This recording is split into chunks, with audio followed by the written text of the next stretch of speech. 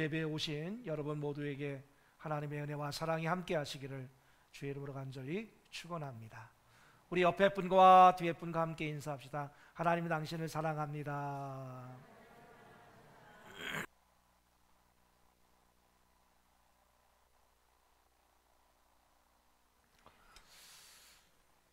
해마다 우리는 어버이날과 그리고 어버이 주일을 지키고 있지만 그 날과 주일의 의미는 점점 퇴색되고 있는 것 같습니다. 그래서 안타까움을 금할 길이 없습니다. 현대는 큰 변화를 겪고 있습니다. 사람들의 가치관이 변하고 있고 생활 양식도 변하고 또 풍속도 변하고 있습니다. 우리가 원하든 또 원치 않든 이 세상은 그렇게 변해져 가고 있습니다. 그렇지만 변하지 않는 것들이 있습니다. 자연의 법칙은 변하지 않습니다. 오늘도 우리는 동에서 뜨는 해를 바라보았고 또 서쪽으로 해는 지게 될 것입니다. 사계절의 주기도 변하지 않습니다. 지금은 봄인데 이제 조금 있으면 여름이 곧 올 것이고 여름이 지나면 가을 그리고 겨울이 오게 될 것입니다. 이러한 자연 법칙보다 더 확실한 것이 있는데 그것은 하나님이 우리에게 주신 말씀입니다. 하나님의 말씀은 어제나 오늘이나 내일이나 영원토록 변함이 없다라고 성경은 우리에게 말씀해 주고 있습니다. 천지는 변해도 하나님의 법도와 율례는 영원합니다. 특별히 오늘 어버이 주일 우리에게 주신 제5계명은 하나님께서 인간관계에 주신 첫 번째 계명, 네 부모를 공경하라고 하는 이 계명은 자연법칙처럼 당연한 법이고 영원불변의 법입니다. 오늘 본문 에베소서 6장 1절에도 이것이 옳으니라 이렇게 표현했는데 이 옳으니라고 하는 이 표현이 신약 성경에만 183회 나오고 있습니다. 이 말이 옳으니라고 하는 것은 이것이 옳으니라고 하는 그런 표현은 아주 절대적인 가치를 말할 때 강조해서 쓰였습니다. 마땅하다, 당연하다, 절대적 진리, 불변의 진리를 강조하고 있습니다. 그렇습니다. 부모님께 순종하고 공경하는 것은 그 어떤 계명보다 중요하고 약속이 뒤따르는 숭고한 도덕적 가치를 지니고 있는 계명입니다. 왜냐하면 부모 공경은 바로 효의 근본이고 효는 자녀들의 인성의 토대이고 그리고 그 가정이 행복한 가정을 이루어가기 위해서 부모를 공경하는 것은 마땅한 것이고 당연한 것입니다. 인간이 살아가는 모든 영역의 뿌리가 바로 우리의 가정입니다. 부부간에도 그리고 부모와 자식 간의 관계도 하나님이 우리에게 주신 그 말씀대로 살아가게 될 때에 우리의 가정은 더욱더 행복한 가정이 됩니다. 오늘 저는 여러분들에게 묻고 싶습니다. 여러분의 가정은 행복합니까? 행복하다면 감사한 일이지만 행복하지 못하다고 한다면 오늘 말씀을 우리가 깊이 묵상해 볼 필요가 있을 것입니다. 첫째로 부모님은 소중한 존재입니다.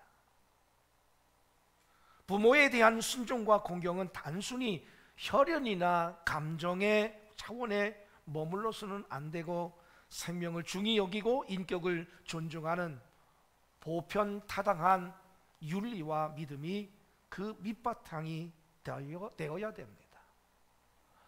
어린이들이 보배인 것처럼 연세 드신 부모님들도 소중한 존재입니다. 왜냐하면 어린이나 청소년들이나 어른이나 다 생명을 지니고 있기 때문입니다. 그 생명은 바로 하나님께로부터 온 것입니다. 생명의 가치는 아주 고귀해요. 그래서 한 영혼이 천하보다 귀하다, 그렇게 주님은 말씀하셨고, 예수님께서도 비유로 말씀을 들었을 때 한 마리 양을 잃어버렸을 때에 그 99마리의 양을 내버려 두고 그 한 마리의 영혼을 찾아 나선 것처럼 말이죠. 이 생명은 아주 소중한 거예요. 아무리 늙고 병들고 무식하고 가난해도 그 생명과 인격의 가치는 끝까지 존중되어야만 합니다.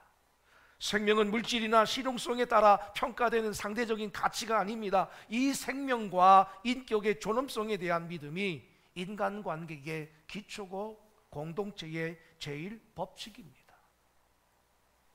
공산주의는 유물론에 입각하여서 효율적인 생산 능력이 없으면은 무가치하게, 그래서 쓰레기처럼 취급을 합니다. 우리나라 옛 고려시대에 보면은 생산성과 스스로 활동할 수 없는 허약한 신체로 70세가 되면 고려장을 치렀습니다. 70세 이상 되신 분들 깜깜하죠? 우리가 그 시대에 태어나지 않고 21세기에 태어난 것에 대해서 70세 이상 되신 분들은 감사할 필요가 있을 것 같습니다.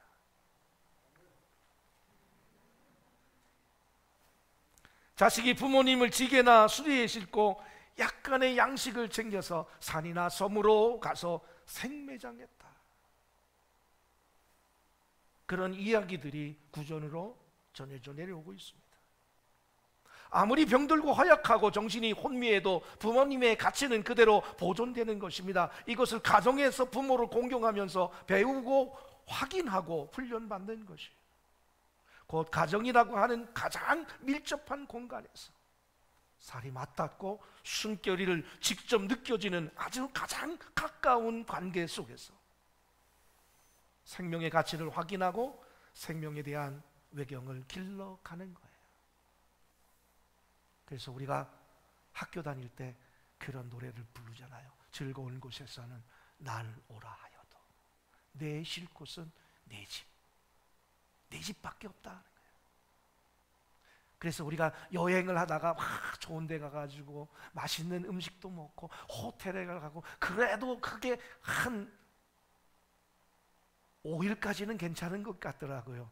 근데 5일이 넘어가고 한 열흘 이렇게 되면 빨리 집에 가고 싶다, 그런 마음이 들죠.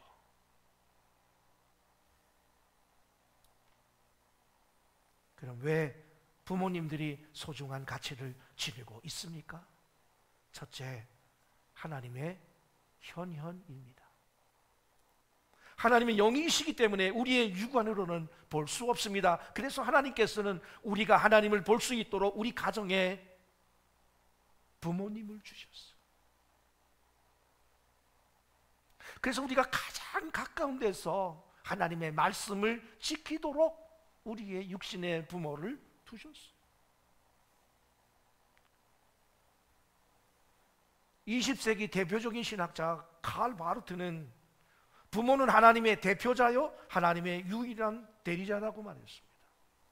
물론 하나님과 비교할 수는 없지만 부모님께서 가지신 그런 성품이나 삶은 하나님 아버지께서 온 인류 가족을 사랑하는 마음과 동일한 것입니다. 두 번째로, 우리의 생명을 탄생시킨 장본인에게, 부모가 없으면 우리는 이 시간 이 자리에 우리가 존재하지 않기에 그 가치는 말로 다 할 수 없습니다. 하나님께서 우리의 존재의 탄생을 부모님이라고 하는 통로를 통해서 태어나게 하셨어요. 예수님께서도 요셉과 마리아의 가정에 성육신 하셨어요. 생명 탄생의 통로는 바로 부모라는 거예요. 부모 없이 이 땅에 태어난 분들은 아무도 없어요. 그만큼 생명은 소중하고 값어치가 있는 것입니다. 나의 생명이 어디로부터 왔는가를 생각하면 부모의 가치를 인정하게 됩니다. 세 번째, 부모님은 사랑의 화신입니다. 우리가 부모님 노래를 부르잖아요. 나실제, 괴로움 다 잊으시고, 기르실 때 진 자리 마른 자리 갈아내주시고, 요즘은 뭐 기저귀가 다 천기저귀, 아니 뭡니까 그걸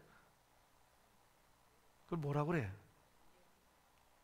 저는 하기스, 제가 키울 때는 애들 하기습인데, 옛날 분들은 그거 다 기저귀 빨아가지고 빨기만 합니까? 삶아서.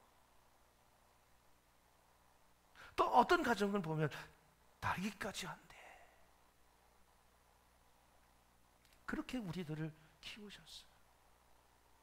아마 이 자리에 계신 대부분의 많은 분들은 그렇게, 우리의 부모님들이 그렇게 기저귀를 그렇게 가르시면서 키우셨을 것이라고 생각이 되어집니다. 사랑이 있기에 진자리 마른 자리가 있는 거죠. 우리를 양육했고 양육하고 있습니다. 하나님께서는 우리를 사랑하셔서 예수님을 십자가의 죽음에 내놓으신 것처럼 우리 부모님들께서는 모든 것을 우리 위해 주셨어요. 희생하고 헌신하고. 우리는 그것을 당연하게 생각하지만 사랑만큼 소중하고 가치 있는 것은 없습니다. 그분들의 사랑 때문에 오늘 내가 이 자리에 있는 거예요. 이런 사실을 우리가 알고 깨달을 때 부모님들의 말씀에 순종하고 공경할 수 있습니다. 두 번째로, 부모님의 가치는 순종하고 공경해야 합니다. 부모 공경은 가정을 건강하게 만드는데 아주 중요해요. 저는 이 공경이라고 하는 얘기를 질서라고 하는 단어로 다시 해석을 하고 싶어요. 모든 일에는 질서가 아주 중요하죠.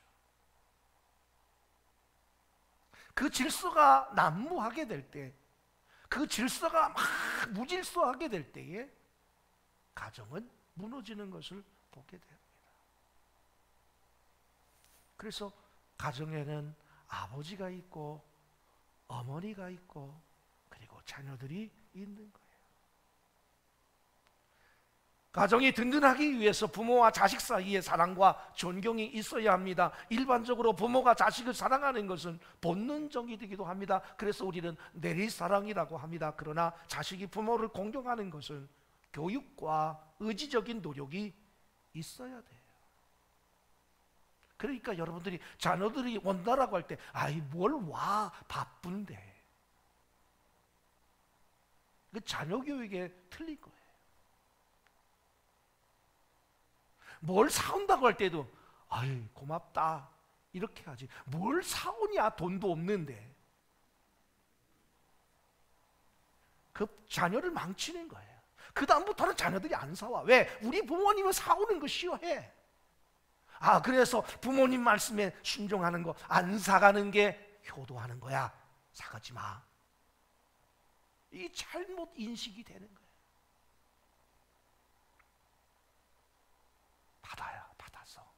받아서 그런 다음에 또 돌려주면 되잖아요. 그 사랑을. 그러니까 우리가 어디서부터인가 이게 좀 질서가 무너지기 시작했어.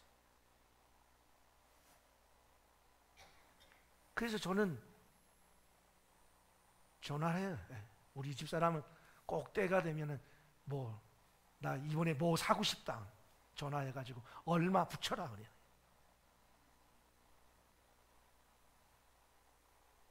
그게 웃을 이야기지만 그게 맞는 이야기더라. 그리고 한 달에 한 번씩 밥 사라는. 그 열심히 얻어먹었어. 그렇다고 부모가 자녀들이 주는 거 하나 했다가 평생 자녀들이 갚아도 못 갚아. 부모님들이 한 거.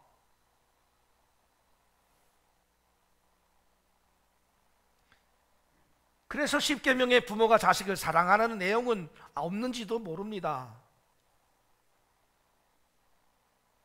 부모 공경의 계명과 연관돼서 꼭 기억해야 될 것은 우리가 모든 사람의 어머니 되시는 하나님을 공경해야 된다는 거예요. 사람이 받은 은혜를 알고 감사하며 보답하는 것은 사람 때문에 표지입니다. 그리고 이것은 서로를 존귀하고 기쁘게 하며 우리의 삶을 윤택하게 하는 거예요. 그래서 이렇게 가정에서 순종하고 공경하게 되면 이 가정이 행복하고 날마다 웃음꽃이 피우게 될 겁니다. 그러나 순종하지 않고 공경하지 않으면 가정에 맨날 전쟁이 있는 거예요. 그래서 부모는 부부끼리도 서로 존중해야 되고 부모와 자식 간에도 서로 존중해야 되고 이런 질서가 우리에게 필요한 것입니다. 은혜를 입은 사람을 기억하고 존경하는 당연한 태도입니다. 우리를 낳아 길러주신 부모님의 은혜를 헤아려서 존경하고 공경해야 합니다. 부모님께 순종하는 것이 효도입니다.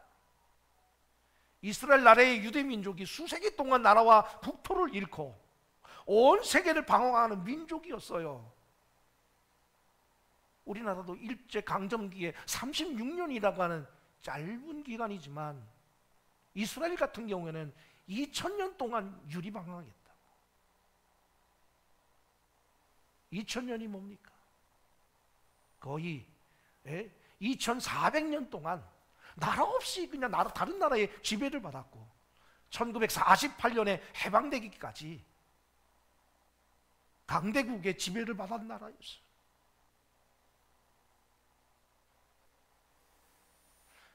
그렇지만 그들이 세계에서 가장 우수한 민족이 될 수 있었던 것은 바로 엄격한 가정교육이 있었기 때문에 그래요. 그 어머니의, 특별히 어머니의 가정교육이 유난스러웠대요. 너는 유대인이다. 너는 어디를 가든지 그들의 가정이 곧 민족이고 국가라고 생각했어요. 유대 민족에게 있어서 부모에게 대한 절대 순종의 정신이 유대 민족을 그토록 위대한 민족으로 만들었어요. 그런 오랜 세월 동안 지나가면서 그들의 언어 히브리어가 죽지 않았어요. 우리도 일제강점기 때 일본 사람들이 와가지고 다 일본어 가르쳤잖아요. 혹시 이 자리에 계신 분들 가운데 배우신 분들이 있을런지 모르겠습니다. 저희 부모님은 일본어를 그렇게 아니 일본어 언제 배웠대요? 그랬더니 일제강점기에 다 배우셨더라고요.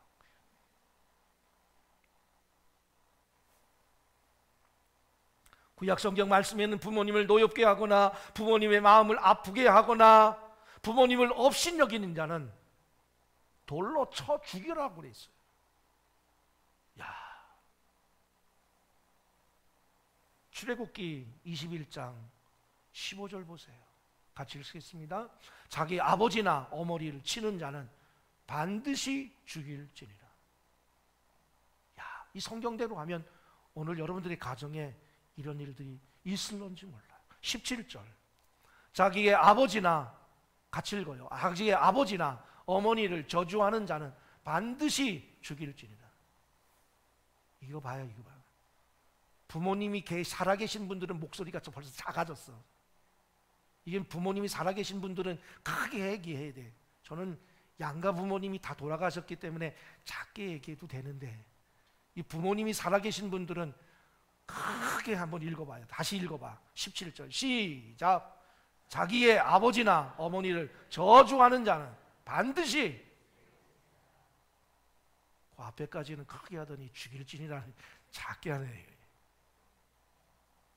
신명기 27장 16절에도 이렇게 말하고 있습니다. 시작. 그의 부모를 경홀히 여기는 자는 저주를 받을 것이라 할 것이요 모든 백성은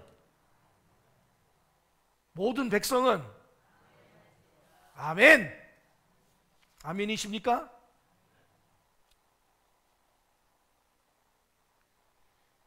크리스찬이라고 하는 것은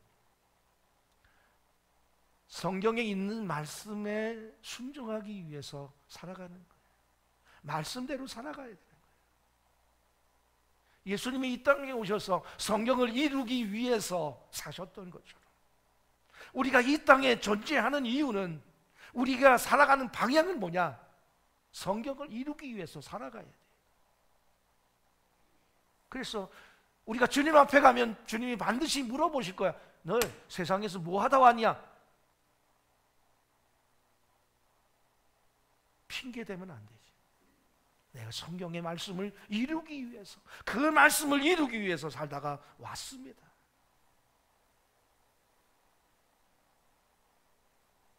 이것이 바로 유대 민족이 세계에서 가장 위대한 민족이 될 수 있었던 거예요. 그 성경의 말씀을 이루기 위해서. 첫째, 순종이에요. 주 안에서 순종하는 거예요. 6장 1절 말씀에 자녀들아 주 안에서 그랬어요. 주 안에서. 그리스도 밖에서, 예수 밖에서라고 하는 것이 아니라 주 안에서 순종하라. 믿음을, 주님을 믿는 신앙 안에서 순종하라고 하는 의미이기도 하지만 주님께 하듯 순종하라라고 하는 의미를 가지고 있어요. 주께 대하듯. 또한 주님의 말씀을 따라 순종하라는 거예요. 순종은 하나님의, 부모님의 권위를 인정할 때 순종할 수 있어요. 하극상이라고 하는 말이 있습니다. 하급 직원이나 쫄병이 윗사람에게 함부로 대어드는 것을 하극상이라고 합니다. 그것을 위계질서를 파괴하는 일이기 때문에 엄하게 다스려요. 그런데 요즘에 보면 다 평등, 너나 나나 하나다. 나이가 위든 아래든, 직위가 위든 아래든 상관없이 너나 나나 똑같은 인격제다. 인격적이다고 그 말에는 동의하지만, 인격적이라고 하는 말에는 동의하지만 위계질서가 있는데, 군대도 그렇잖아요. 위계질서가 있는데 부타하고 비인격적인 언어를 쏟아붓는 것은 안 되는 일이죠. 그러나 위계 질서는 반드시 필요한 거예요. 권위는 우리의 삶의 질서와 조화를 가져옵니다. 요즘 보면 날씨가 아주 뒤숭숭해요. 응? 춥기도 하고 바람도 불고 비도 자주 오고 황사도 오고 막. 이 무질서하게 되니까 이게 옛날에는 이랬지 않았는데 이 강원도까지도 황사가 와요. 어저께 황사가 얼마나 심했습니까? 이런 무질서함으로 인해 가지고 오게 되는 그런 피해들이 말로도 할 수 없는 거예요. 현대는 권위가 무시되는 세상입니다. 그 원인은 주로 권위자들의 잘못에 있지만, 그렇다고 권위를 무시하면 인간은 존엄성을 잃게 됩니다. 부모에게 문제가 많고 부족해도 자식은 부모의 권위를 지켜야 합니다. 그래야 자신도 존귀성을 잃지 않게 되고 부모의 가르침과 교훈의 말씀을 듣고 순종하게 됩니다. 철학자 키에르케고르는 믿기가 어려운 것은 이해하기가 어려운 때문이 아니라 순종하기가 어렵기 때문이라고 말합니다. 오늘날의 현대인들의 생활 자세를 잘 표현하고 있어요. 두 번째로 공경하는 것이에요. 공경이라고 하는 단어는 히브리어로 기록된 구약 성경과 헬라어로 기록된 신약 성경에 다 나옵니다.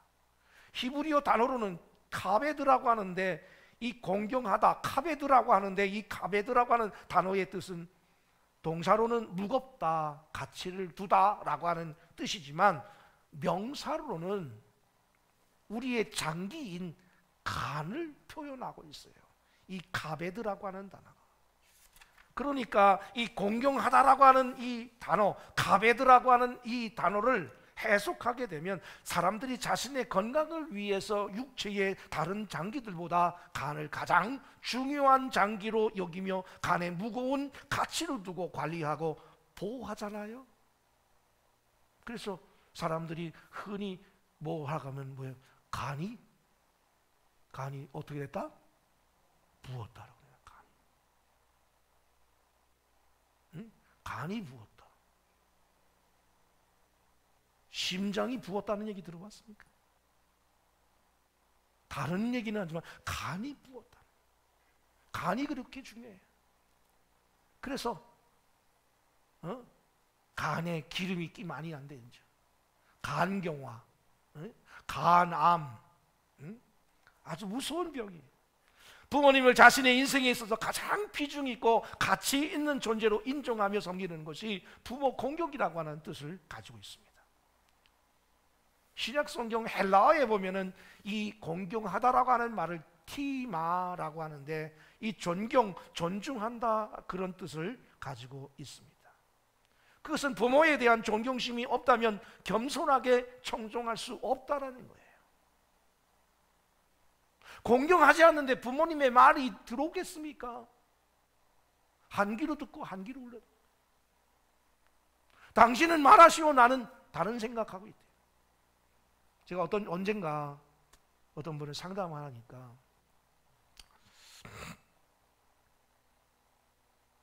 교회 전도사님이에요. 우리 교회 전도사님. 이 친구는 말하면은 나를 이렇게 겸손하게 바라봐야 되는데 다른 생각한대.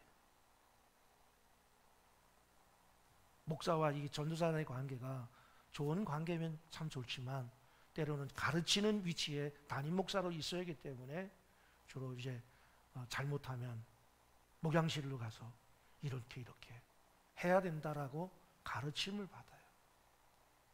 근데 이 친구는 다른 생각한대. 그래서 제가 나중에 물어봤어요. 너 왜 이렇게 누가 말할 때 다른 데 보고 다른 거 하는 것 같더니 자기가 어렸을 때 부모님한테 그렇게 교육을 받았대. 그래서 자기는 누가 말하면 다른 생각을 한대. 혼날까 봐. 참 마음이 아프더라고, 그 얘기를 들으니까. 부모님을 공경하지 않으면 부모님이 우리에게 하는 말이 귀에 안 들어온다는 거예요. 돈과 재산을 물려받기 위해서 위선적인 행동을 얼마든지 할 수 있다는 거죠. 존경하지 않으면서, 공경하지 않으면서. 그러면 어떻게 하는 것이 공경하는 것일까요? 첫째, 마음을 편안하게 해드려야 돼요. 감사의 은혜를 헤아리며 부모님들의 마음을 이해하는 것입니다. 마음이 불편하면 모든 것이 다 귀찮게 되어 있습니다. 두 번째로 좋은 것을 드리는 거예요. 좋은 게 뭡니까? 우리 솔직하게 얘기하면 뭐니 해도 머니가 최고죠. 돈이 최고죠. 선물을 부모님께 드리는 거예요. 연세가 들면 돈이 필요해. 돈이 필요할 거 안 같지만 이 돈이 있으면 든든해. 왜? 손주들 오면 먹을 거라도 좀 사주고 용돈도 주고 그래야 되잖아. 근데 우리는 쥐꼬리만큼 준다고. 제가 여러분들에게 어저께 어떤 분에게 물어봤어요. 자녀가 돈을 주었대. 얼마 받았습니까? 그랬더니 한 장 받았대. 10만 원 받았다.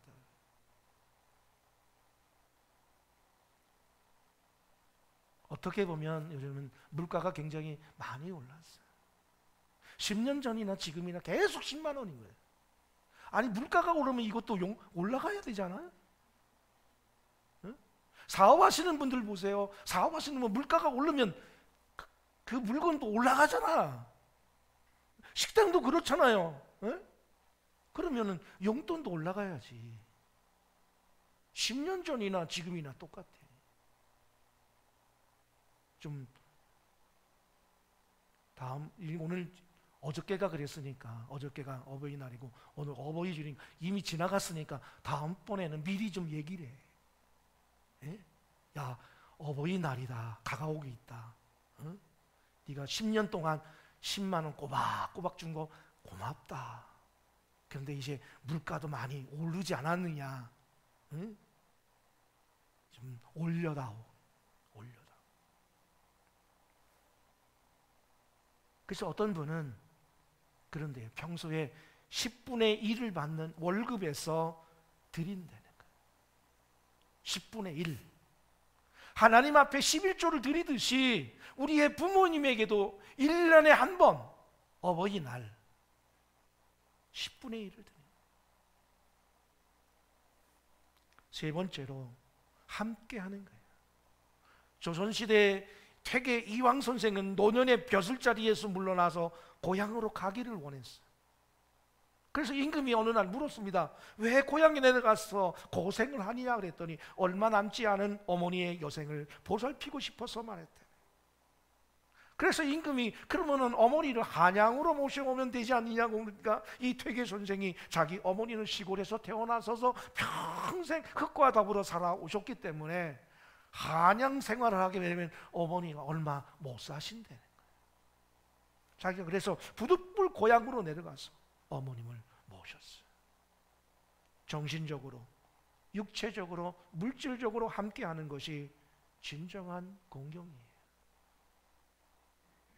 바쁜 현대 속에서 살아가고 있지만 그래도 여러분 얼마나 핸드폰이 좋습니까? 요즘 페이스톡으로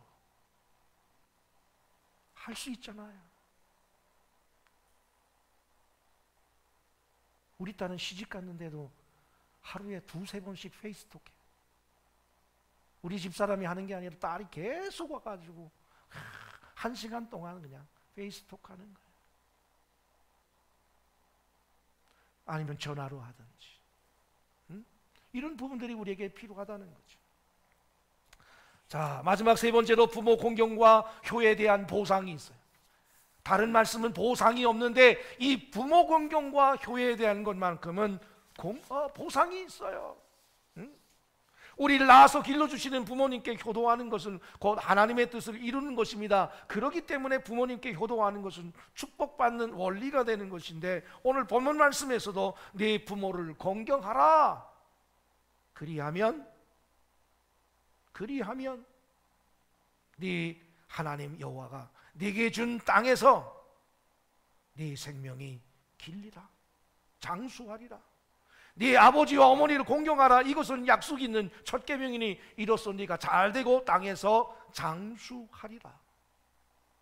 그러니까 여러분들이 이 땅 위에서 잘되기 위해서는 부모님부터 먼저 잘해야 돼요. 왜 내가 하는 일이 이렇게 꼬이고 내가 하는 일마다 이렇게 말썽이 생기고 내가 하는 일마다 이렇게 잘 안 될까? 부모님에게 문제가 있는 거예요. 여러분에게 부모님에게 어떻게 대했느냐, 결과물을 가져오게 돼 있어요. 카네기라고 하는 강철 왕은 자기가 결혼하게 되면 어머니보다 아내를 더 사랑하게 될까봐 그는 평생 독신으로 보냈습니다. 미국의 27대 대통령인 제임스 카빌드는 대통령 취임식에 어머니를 모시고 나와서 대통령이 앉는 자리에 어머니를 앉히고 취임식을 하면서, 오늘 내가 이렇게 이 대통령의 자리에 앉게 된 것은 저 어머니의 자리, 어머니 때문에 내가 저 자리에 앉아 있는 것이다. 그래서 내가 오늘 어머니를 모시고 대통령이 앉는 자리에 앉혔다라고 얘기했습니다. 우리는 아버지, 어머니 저리 가세요. 내가 앉아야 됩니다. 내가. 그러니까 가정이 불화가 있는 거예요. 예부터 전해지는 군사부 일체라고 하는 말은 임금과 선생과 부모님은 한 가지라고 하는 말이 있습니다.